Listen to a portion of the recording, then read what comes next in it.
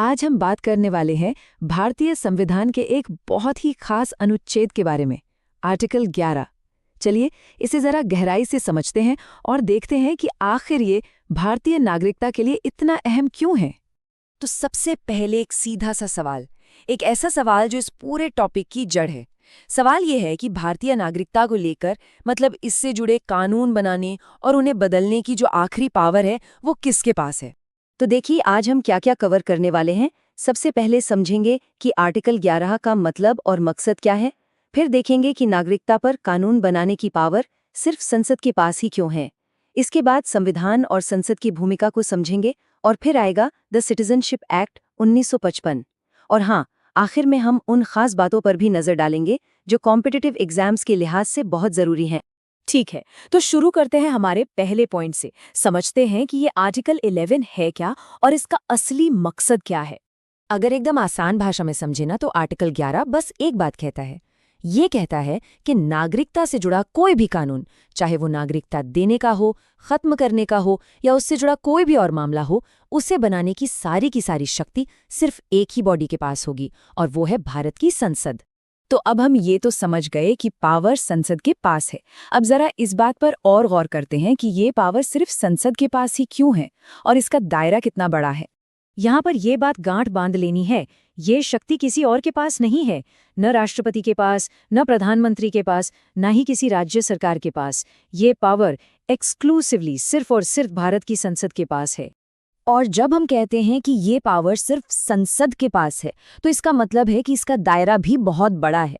जैसे नागरिकता कैसे दी जाएगी, यानी एक्विजिशन ऑफ सिटीजनशिप, नागरिकता कैसे खत्म की जाएगी, यानी टर्मिनेशन ऑफ सिटीजनशिप, और इन दोनों के अलावा भी नागरिकता से जुड़ा कोई भी दूसरा मामला हो, इन सब पर कानून बनाने का हक सिर्फ संसद का है। और इस शक्ति को ना तो कम किया जा सकता है और ना ही किसी और को दिया जा सकता है। तो अब एक सवाल उठता है, अगर नागरिकता पर कानून बनाने का काम संसद का है, तो फिर हमारे संविधान में आर्टिकल्स 5 से 10 तक क्या कर रहे हैं। चलिए संविधान और संसद की भूमिका के बीच के इस रिश्ते को समझते हैं। देखिए, यहाँ पर काम का बंटवारा बहुत साफ है। एक तरफ है संविधान की भूमिका और दूसरी तरफ है संसद की भूमिका। संविधान के जो आर्टिकल्स 5 से 10 हैं, वो सिर्फ ये बताते हैं कि जब 1950 में संविधान लागू हुआ था, तब भारत का नागरिक कौन था। मतलब उन्होंने एक बार के लिए स्थिति साफ कर दी। लेकिन भविष्य का क्या? यहीं पर आर्टिकल 11 आता है। वो संसद को ये पावर देता है कि वो भविष्य के लिए नागरिकता पर कानून बना सके। तो कह सकते हैं कि संविधान शक्ति का स्रोत है और संसद उस शक्ति का प्रयोग करती है। अब तक हमने थ्योरी की बात की कि आर्टिकल 11 संसद को पावर देता है, पर क्या संसद ने कभी इस पावर का इस्तेमाल किया है? बिल्कुल किया है।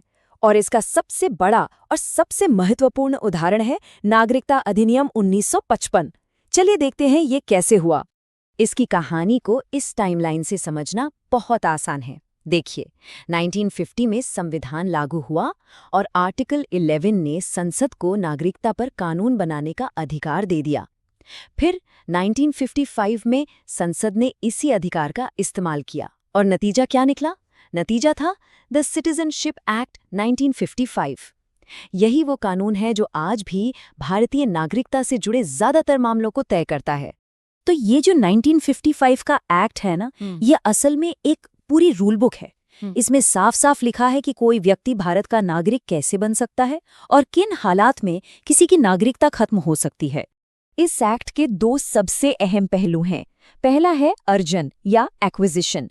ये बताता है कि किन 5 तरीकों से कोई भारत का नागरिक बन सकता है। और दूसरा पहलू है समाप्ति या टर्मिनेशन। ये उन 3 तरीकों के बारे में बताता है जिनसे किसी की भारतीय नागरिकता खत्म हो सकती है। मतलब 1950 के बाद का पूरा सिस्टम इसी कानून पर आधारित है। अब आते हैं उस हिस्से पर जो कॉम्पिटिटिव एग्जाम्स की तैयारी करने वालों के लिए बेहद जरूरी है। यहाँ हम कुछ ऐसे पॉइंट्स देखेंगे जिनसे अक्सर सवाल पूछे जाते हैं। यहाँ पर अक्सर कंफ्यूजन होता है। तो चलिए आर्टिकल 11 और सिटीजनशिप एक्ट 1955 के बीच के फर्क को एकदम साफ कर लेते हैं। देखिए, आर्टिकल 11 क्या है? ये एक संवैधानिक प्रावधान है, कॉन्स्टिट्यूशनल प्रोविजन, जबकि 1955 का एक्ट एक संसदीय कानून है, पार्लियामेंट्री लॉ। आर्टिकल 11 का काम क्या है? ये सिर्फ कानून बनाने की शक्ति देता है। और 1955 का एक्ट, वो खुद एक कानून है। आर्टिकल 11 का सोर्स क्या है? भारत का संविधान। और 1955 एक्ट का सोर्स संविधान का आर्टिकल 11।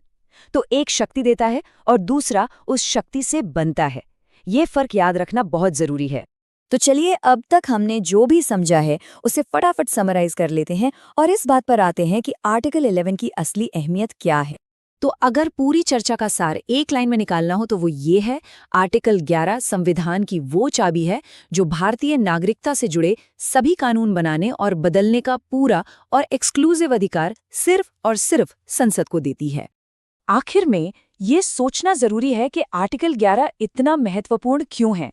देखिए, ये सुनिश्चित करता है कि नागरिकता के नियम 1950 में ही थमकर न रह जाएं, बल्कि जैसे जैसे देश बदलता है, उसकी जरूरतें बदलती हैं, वैसे वैसे हमारे चुने हुए प्रतिनिधि यानी संसद इन कानूनों को भी बदल सकें। यही बात आर्टिकल 11 को हमारे संविधान का एक जिंदा और बेहद जरूरी हिस्सा बनाती है, जो हमारे देश को समय के साथ चलने की ताकत देता है।